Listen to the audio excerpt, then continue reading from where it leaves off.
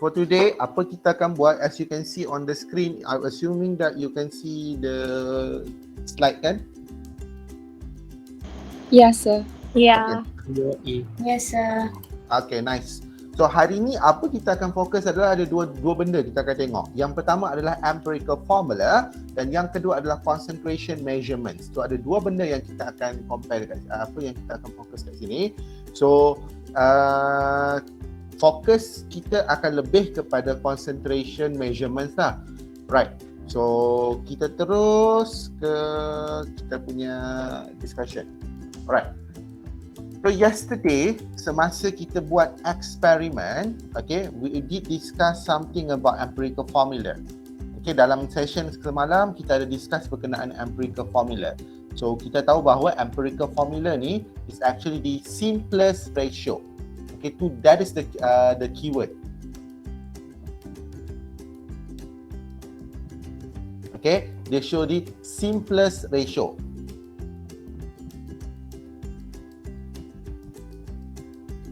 Okay, kalau kamu ingat balik eksperimen semalam, apa yang kita buat adalah, so I try to relate dengan apa kita dah belajar dalam lab lesson yesterday. Okay, so kita ambil crucible, okay, kita masukkan zinc.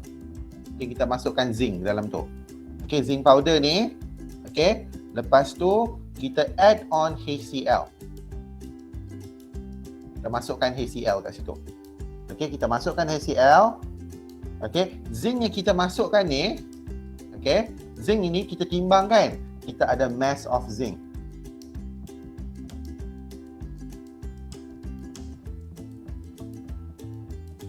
Okay, sorry, kita ada mass of zinc. Lepas tu apa kita buat, masa kita masukkan tu dia jadi effervescence, dia ada liberation of gas, because we know that the reaction of zinc plus HCl akan menghasilkan hydrogen gas. Okay, hydrogen gas akan liberated. So, hydrogen gas yang terlepas ni, kalau dalam chemistry, bila kita tulis equation ada anak panas naik ke atas, itu menunjukkan gas release, gas lepas ke atas. Okay, but those are not the thing that I want to cover here. Okay, so lepas kita cari ni, kita buat eksperimen tu, dan then kita panaskan dia. Okay, panaskan dia. So, bila kita panaskan dia, apa berlaku adalah kita buang hydrogen gas, kita buang all the water tu, sampailah kita dapat satu powder. Okay, kita dapat satu powder. Okay, that powder, okay, white powder tu, kita lepas tu kita timbang balik. So theoretically, this is our zinc chloride. So apa kita buat? Kita ambil mass of, nak cari mass of chlorine. Okay, kita ambil mass of zinc chloride. Okay, which is ni kita letak sebagai A, ni kita letak sebagai B. Is equal to A minus B. Okay, so dekat situ kita akan dapat mass of chlorine. Once kita dapat mass of chlorine ni, kita akan cari dia punya mole. Okay, kita cari dia punya mole. And then lepas tu kita buat dia punya ratio. Ini adalah basically basic macam mana cara kita nak cari empirical formula. So kita akan dapat satu value dekat sini and then satu value dekat sini. So itulah formulanya. Kita X, Y. So dia akan jadi ZnX Cl Y. So in teori sepatutnya kalau kamu buat eksperimen ni betul-betul, kamu akan dapat dalam ZnCl2, which is the molecular formula for zinc chloride. Okay. So bila buat empirical formula, okay, bila buat soalan berkaitan empirical formula, benda yang nak ditekankan kat sini adalah satu, mesti buat table. Okay, Mamora table. Ini benda ni biasalah. Okay, so you punya table mesti tengok elemen apa yang kita nak kat situ. Okay, so dia ada mesti start dengan mass, stand for mass, mol, gram, and then mole, dan ratio, Ra. Okay, So, elemen apa? Elemen apa? So, mesti ada table tu. Jangan malas buat table kalau bila kau buat latihan. Okay? So, soalan untuk empirical formula ni ada beberapa bentuk. Ada yang dia bagi mass terus. Okay, mass of element. Contoh dia kata dalam satu compound tu ada 10 gram of carbon dan 40 gram of hydrogen. Lepas tu dia minta cari di empirical formula. So what you should do is, you kena dapat dah ni, you terus kira mol dia lah. Mol of carbon is equal to 10 bahagi 12, you akan dapatlah berapa mol. And then hydrogen 40 bahagi 1, you akan dapat berapa mol. Okay, and then from here, you buat ambil simplest ratio, you bahagi dengan nombor yang terkecil. Bahagi dengan yang terkecil.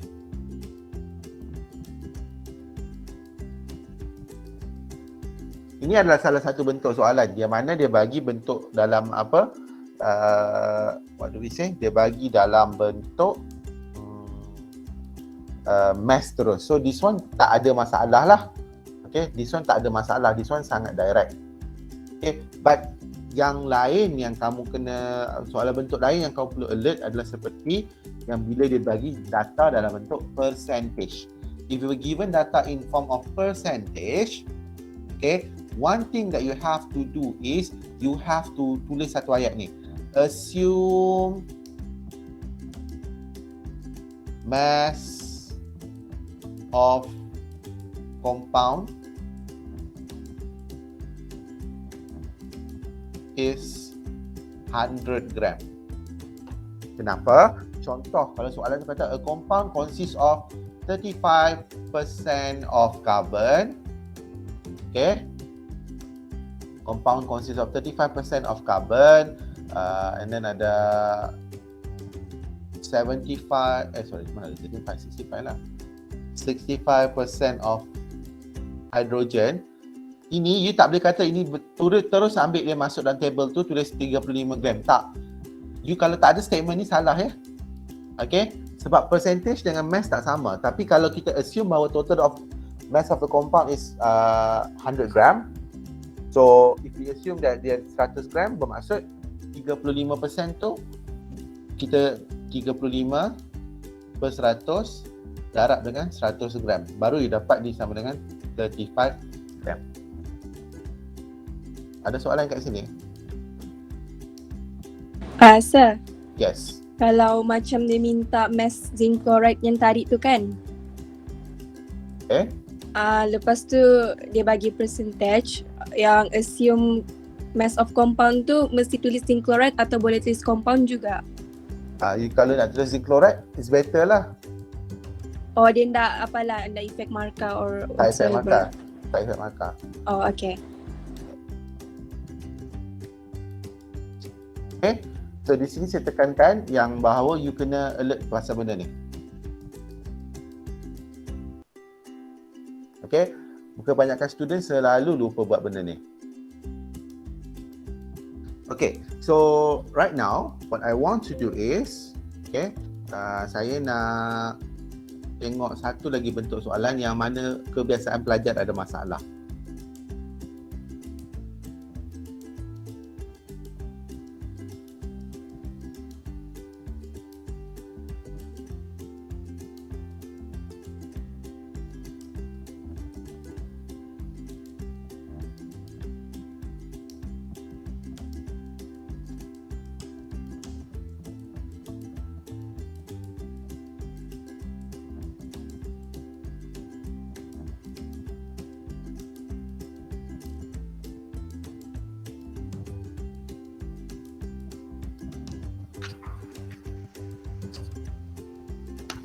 Okay, soalan ni saya akan refer pada soalan building up your understanding yang nombor 13.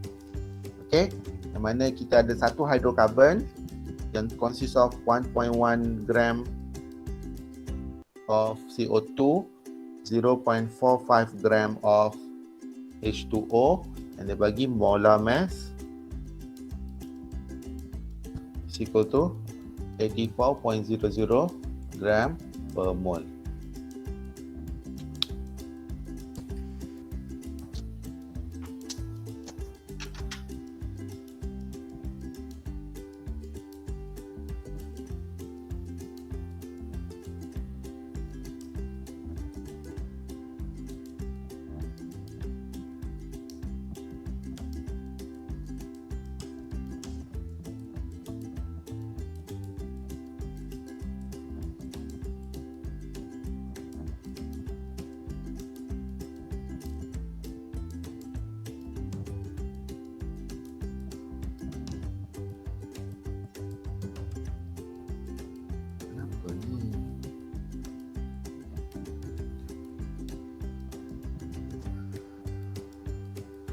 we were given satu hydrocarbon yang mana combustion of hydrocarbon. Hydrocarbon is actually dia ada carbon dan juga hydrogen.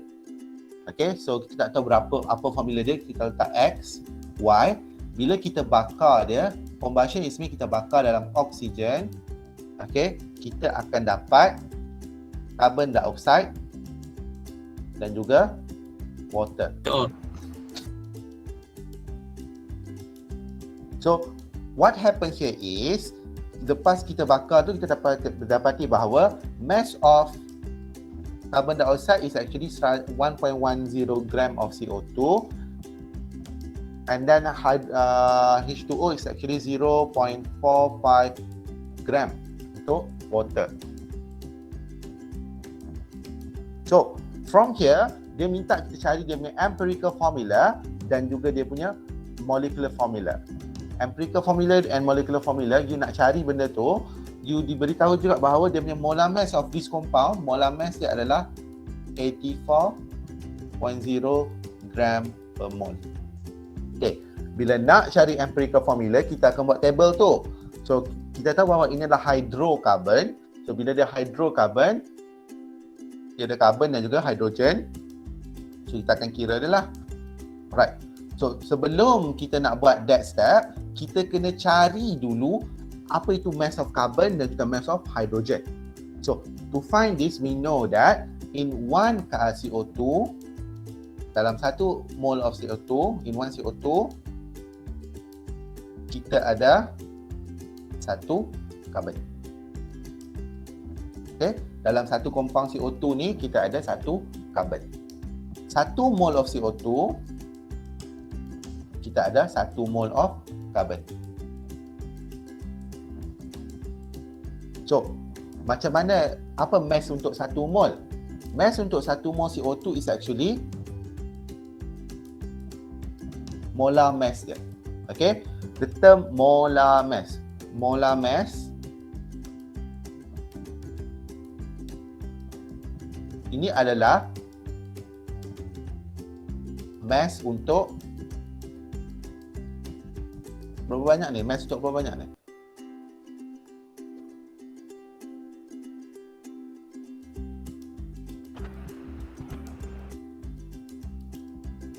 The term molar mass adalah mass untuk berapa banyak? Apa sih? Molar mass ni adalah mass untuk berapa banyak compound tu?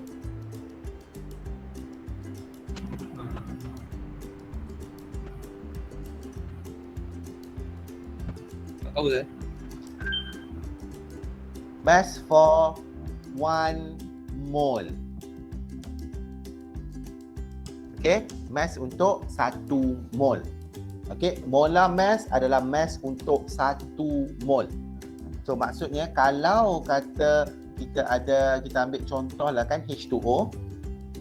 H2O, molar, GC molar dia adalah, kita ambil 2 darab 1 tambah 16. So ini sama dengan 18 gram per mole. Ini bermaksud untuk 1 mole of H2O, okay, berat dia adalah 18 gram. Okay, itu maksud GC molar. 1 mole dia bersamaan 18 gram. So, sekarang ni kalau saya tanya berat untuk 1 mole of CO2, berapakah nilainya?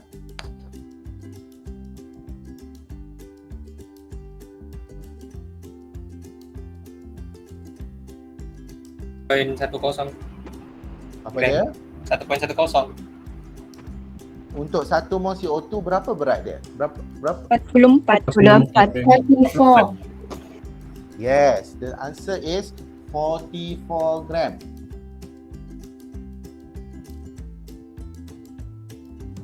Okay, 44 gram. Okay.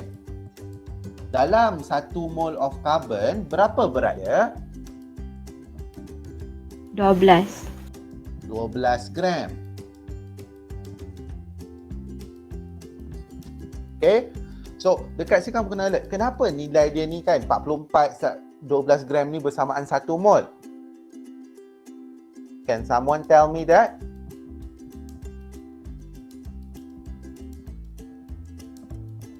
Siapa saya nak panggil lah?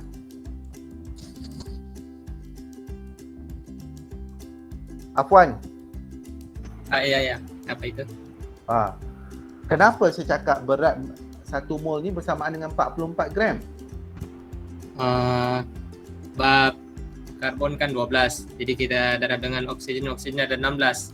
16 tu kita darab 2. So kita tambah 2, 344 gram. Tak, macam mana saya tahu itu adalah 1 mol? 1 mol entahlah, saya pun jam. Can someone help? Yes. You asked about why is it 1 mole, right? Yes. Because the equation 2, the coefficient kosong. Jadi it doesn't have any number depan tu. No, it's This basically 1. Yes, it's basically 1. Okay, thank you. But those are not kenapa berat 1 mol ni 44 gram ni. Dia tak ada, dia bukan kaitan dengan tu. But good try. Okay. Ada lagi yang nak try? Sebab dia molar mass for CO2. Okay. So, what do we know about molar mass ni? Molar mass is mass for 1 mole. Untuk berapa banyak 1 mol tu?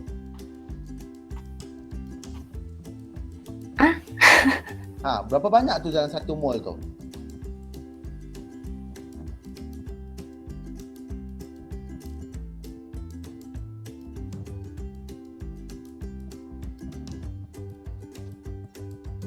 Okay. Kalau kamu ada tengok video, ya.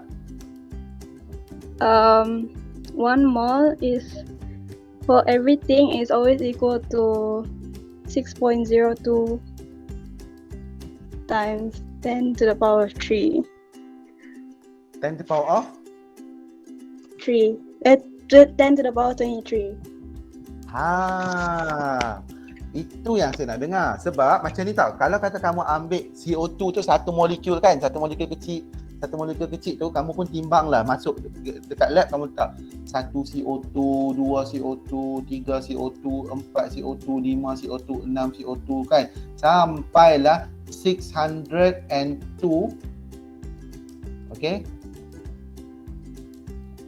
hexadian. 6.02 darab 10 kuasa 23. Berapa banyak tu? Kalau kamu timbang tu, kamu akan dapati berat dia adalah 44 gram. You did the same thing with carbon. You pergi timbang carbon, you masuk bilangan yang sama, 6.02 darab 10 kuasa 23. You akan dapat ini adalah bersamaan 12 gram. Okay? So, bila you timbang satu tu, you dapati because mol ni adalah penggundalan. Okay, satu grup penggundalan tu. So, what you have to know here is dia macam dozen. Satu dozen kalau bersamaan dengan berapa banyak? 12. Kalau saya cakap sepasang kasut, ada berapa kasut di situ? 2. 2. So, we can do the same thing. Can we have 1 mole of human? Yes. 1 mole manusia? Yes. Kalau saya nak, saya pergi kedai donat, saya nak duit, I want 1 mole of donut. Boleh tak? Boleh. Boleh. Kalau kamu ada 1 mole donut, kamu susun on stack official, dia boleh pergi patah balik bulan 23 kali.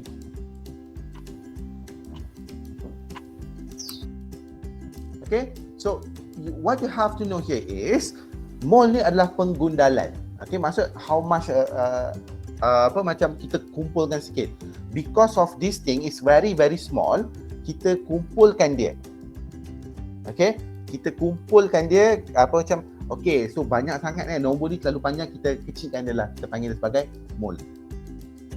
Tu kamu perlu tahu.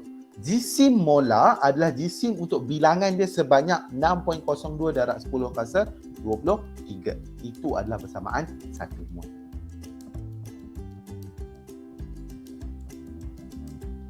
Okay, so right.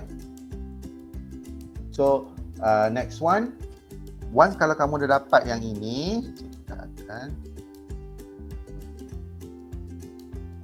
kita akan teruskan balik pada sini. Saya dah jauh dah sikit saja cerita ni.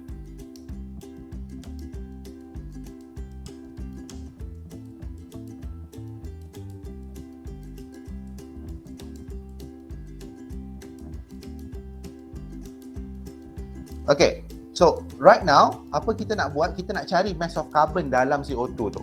Berapa mass of carbon yang kita ada? Kita ada 1.10 gram of CO2. Bermaksud dalam tu ada berapa banyak carbon? Okay, ini adalah teknik perkadaran. Bila teknik perkadaran saya nak ajar kamu adalah, kamu boleh buat darat silang, kamu letak X kat sini. Boleh buat macam tu. Saya suka cara macam ni, bawah. Okay, bawah bahagi atas darab sebelah. Bermaksud kita akan ambil 1.10 gram bahagi dengan 44 gram darab dengan 12 gram. You akan dapat, itulah mass of your carbon. Okay? Okay, so okay. Okay, sir. Dia bukan macam simply macam kita masuk ambil mass ni 12/44. Ada soalan? Ada orang baru masuk ada?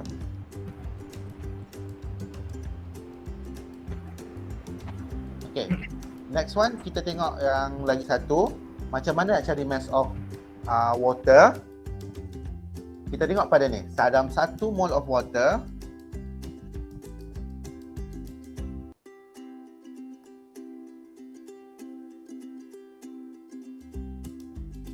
kita ada berapa mol of hydrogen dekat situ?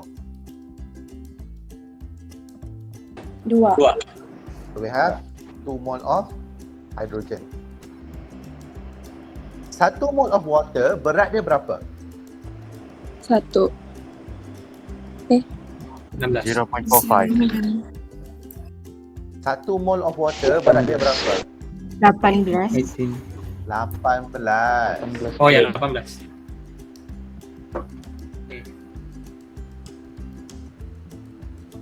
1 mol of hydrogen, berat dia berapa? 1. So sekarang ni kalau kamu ada 2 mol, berat dia adalah 1. 2.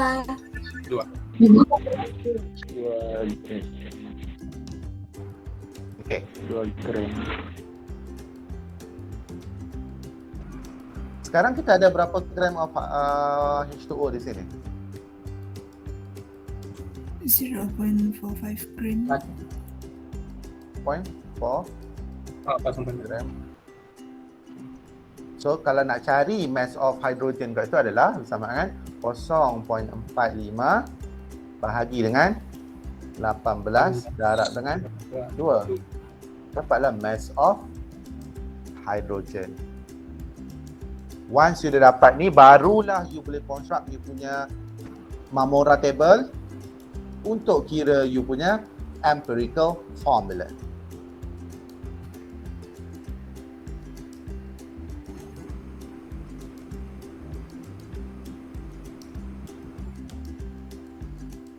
Okay, kalau dah buat dah, kamu akan dapat jawapan dia berapa ni?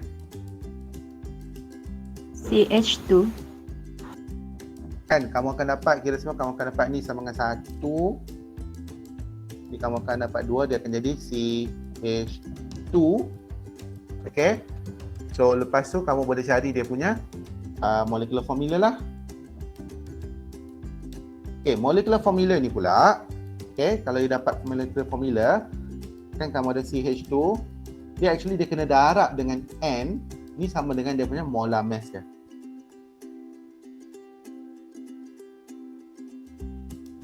Okay, so C adalah 12 tambah 2 darab 1 darab N sama dengan molar mass dia adalah 84 gram per mole. So ini adalah 14N is equal to 84 gram per mole. So N kamu akan dapat nilai dia adalah 6. 6. So you punya molecular formula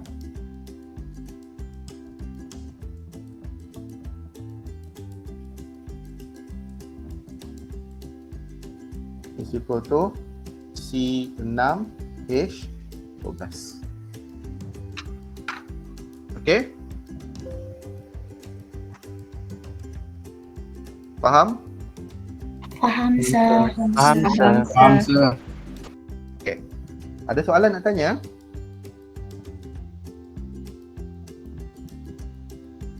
Berkenaan mole dan juga empirical formula ni.